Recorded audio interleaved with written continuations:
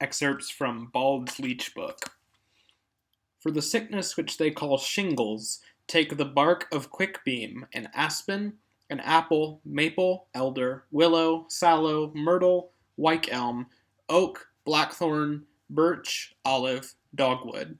There should be most of the ash tree, and except for hawthorn and alder, some from every tree which one can get of most of the trees which are written here, and also bog myrtle and butcher's broom, house leek, elecampane, radish, dwarf elder, the great nettle, wormwood centaury.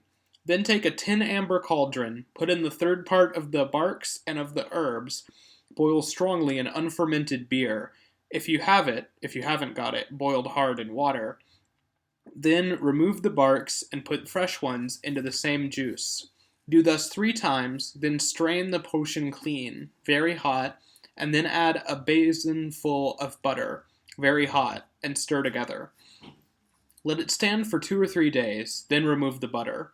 And then take bog myrtle catkins and bunches of ivy berries, tansy and betony, elecampane, knapweed, basil, beat together, boil in the butter, then remove the herbs from the butter completely, so far as one can. Then take fine barley flour and burnt salt.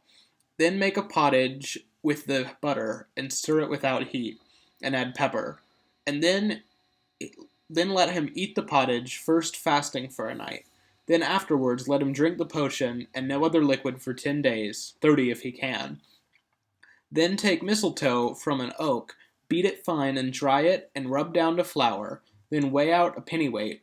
Put that into the best wine, let him drink that for 9 days, and eat neither new cheese, nor fresh goose, nor fresh eel, nor fresh pork, nor anything which comes from a wine decoction, nor fishes without shells, nor web-footed birds. If he eat any of these, let it be salted, and let him not drink beer, and wine and ale only in moderation. If one follows this remedy, then the man will be healthy. For shingles, take water dock, beat it very fine, boil a good handful in an old wine decoction, remove the herbs, add a second handful of the same herb again, boil hard again, then remove the herbs, then take sulphur, beat it very fine, then add it to the salve until it is as thick as pottage, then anoint the blotches with the salve until he is well. In case a poisonous spider, that is the strongest one, should bite a man, cut 3 incisions close to and running away from it. Let the blood run into a green hazelwood spoon, then throw it away over the road so there will be no injury. Again, cut 1 incision on the wound, pound a plantain, lay it on, no harm will come to him. For the bite of a weaving spider, take the lower part of aphirth and lichen from a blackthorn, dry it to powder, moisten with honey, treat the wound with that. For the bite of a poisonous spider, black snails fried in a hot pan and ground to powder, and pepper and betony. One is to eat that powder and drink it and apply it. For the bite of a poisonous spider, take the lower part of mallow, apply it to the wound. Again, cut 5 incisions, 1 on the bite and 4 around about. In silence, cast the blood with a spoon over the wagon road. For the bite of a mad dog, mix agrimony and plantain with honey and the white of an egg. Treat the wound with that. For a wound from a dog, boil burdock and groundsel in butter. Anoint with that. Again, bruise betony. Apply it to the bite. Again, beat plantain. Apply it. Again, seethe 2 or 3 onions. Roast them on ashes. Mix with fat and honey. Apply it.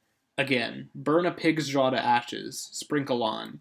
Again, take plantain root, pound it with fat, apply it to the wound so it casts out the poison.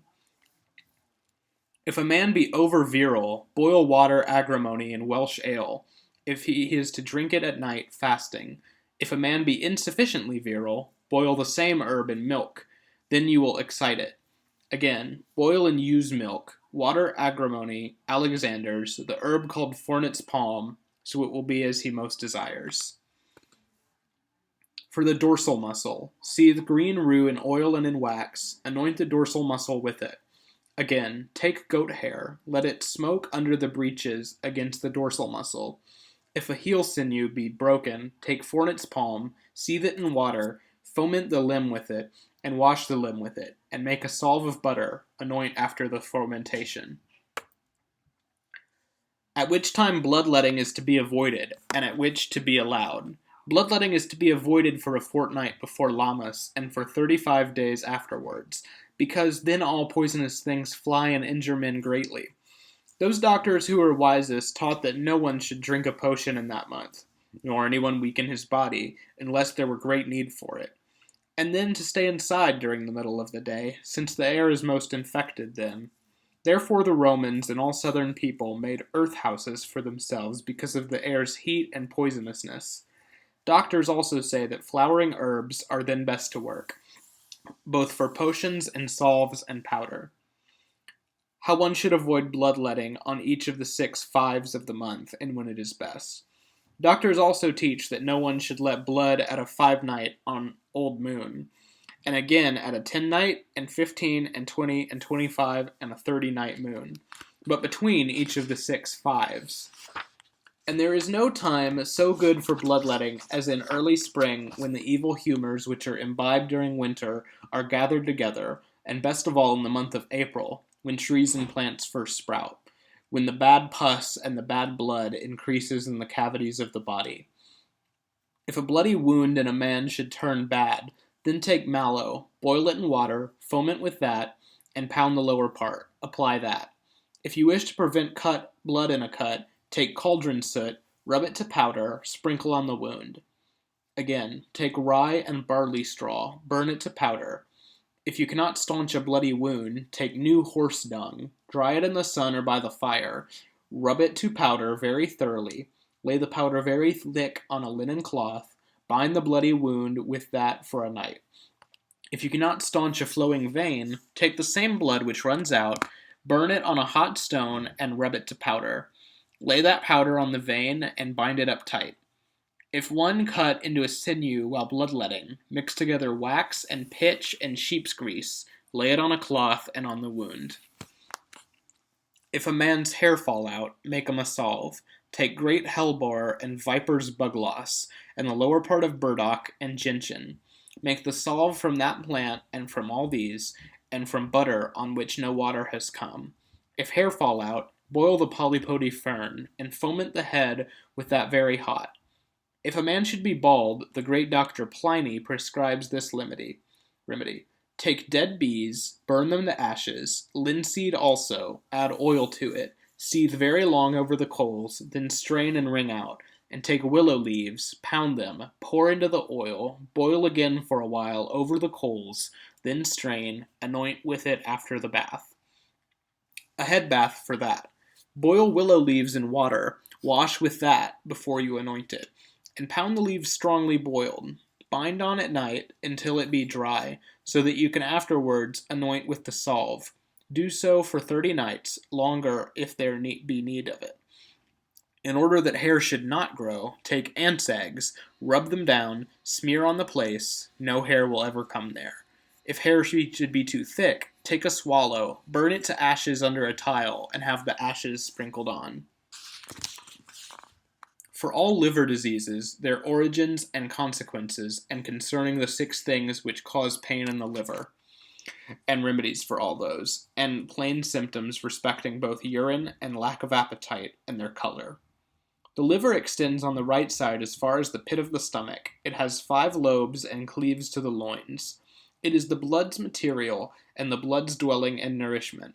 When foods are digested and attenuated, they come to the liver. Then they change their color and turn into blood.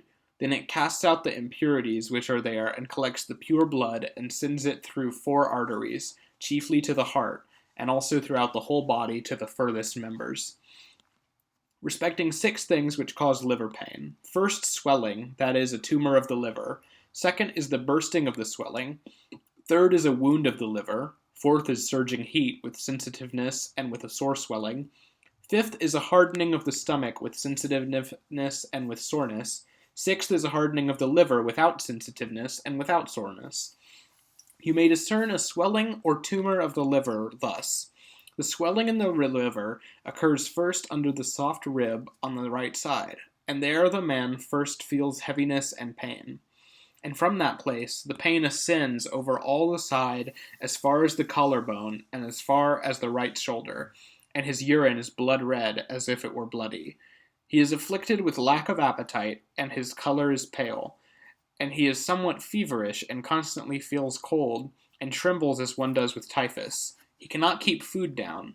The liver enlarges, and one cannot touch the pain with the hands, so severe is it, and when it is most severe, one has no sleep. When the swelling bursts, then the urine is purulent like pus. If it runs out, the pain is less. For swelling or tumor of the liver. If the passage should block, one must first let blood from a vein on the left side, then make him a fomentation and a salve thus, from oil and rue and dill, and as much as you think of wild celery seed, seethe all with the oil, and then with the juice foment the right side for a long time with soft wool, and then lay the wool on, and bandage tightly for about 3 days. Again, make him a salve to be applied, and on the thickest cloth or on a skin lay barley meal soused with wine, and then boiled, and all rubbed down with vinegar and with honey, and boiled again. Swathe with that, very warm, and bind over the soreness, and from time to time draw off with a cupping glass or with a horn. If the passage be blocked, draw it out with a herbal potion. Make it from wormwood, and from centaury, and from rue seed. Add sufficient stained honey, give a spoonful, fasting for a night. In case a man ache in the head, take the lower part of the crosswort, put it on a red fillet, let him bind the head with it. For the same, take mustard seed and rue, rub into oil, put into hot water, wash the head frequently in that water. He will be healthy. For an old headache, take pennyroyal, boil in oil or butter. With that anoint the temples, and over the eyes, and on top of the head. Even though his mind be turned, he will be healthy. For a very old headache, take salt and rue and bunches of ivy berries, pound all together, put into honey, and with it anoint the temples and the forehead, and on the top of the head. For the same, look for little stones in the stomachs of swallow chicks. Take care that they do not touch earth or water or other stones. Sew up 3 of them in whatever you wish. Put them on the man who is in need. He will soon be well. They are good for headache, and for eye pain, and for the devil's temptations, and goblins, and typhus, and incubus, and herbal seizure, and bewitching, and evil enchantments. It must be big chicks in which you will find them. If a man ache in one side of his head, thoroughly pound a rue, put it into strong vinegar, and with that let the head be anointed right on top. For the same, dig up plantain without iron, before the rising of the sun. Bind the roots around the head with a moist red fillet. He will soon be well. Against a woman's chatter, eat a radish at night while fasting. That day the chatter cannot harm you. Make thus a salve against the race of elves, goblins, and those women with whom the devil copulates. Take the female hoplant, wormwood, betony, lupin, vervain, henbane, dittender, viper's bugloss, bilberry plants, cropleek, garlic, madder grains, corncockle, fennel. Put those plants in a vat, place under an altar, sing 9 masses over it, boil it in butter and in sheep's grease, add much holy salt, strain through a cloth, throw the herbs into running water. If any evil temptation come to a man, or elf or goblin, anoint his face with this salve, and put it on his eyes, and where his body is sore, and cense him, and frequently sign him with the cross. His condition will soon be better.